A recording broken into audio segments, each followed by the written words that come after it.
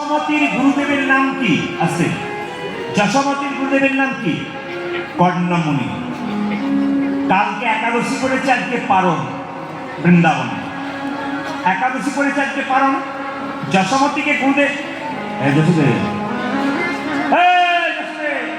কি কালকে একাদশী পালন করলাম, আজ তোর বাড়িতে পালন করবো, তুই সেবার ব্যবস্থা করো। যশোমতী হচ্ছে গুরুদেব, চিন্তা নেই, আমি রান্না বান্না করে তোমার সেবা দেবো।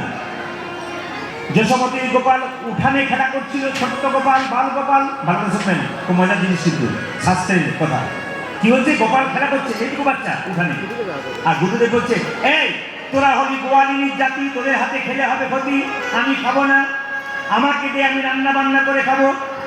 ভগবান কৃষ্ণ মনে মনে ভাবছে, ওগো গুরুদেব, তুমি জানো না কার বাড়িতে এসেছো, আমি কে, তোমার কাছে চিনিয়ে ছাড়বো। তুমি এতদিন ঘরের বাড়িতে ঘুরে ঘুরে বেড়ালে আমাকে পাওয়ার জন্য, বনে জঙ্গলে ঘুরে বেড়ালে আমাকে পাওয়ার জন্য ধ্যান করলে, তোমাকে দেখিয়ে দেবো আমি ঘরের মধ্যেই থাকি, কোথাও যাই না। সবাই দেখান, তোমাকে দেখিয়ে দেবো আমি ঘরের মধ্যে থাকি।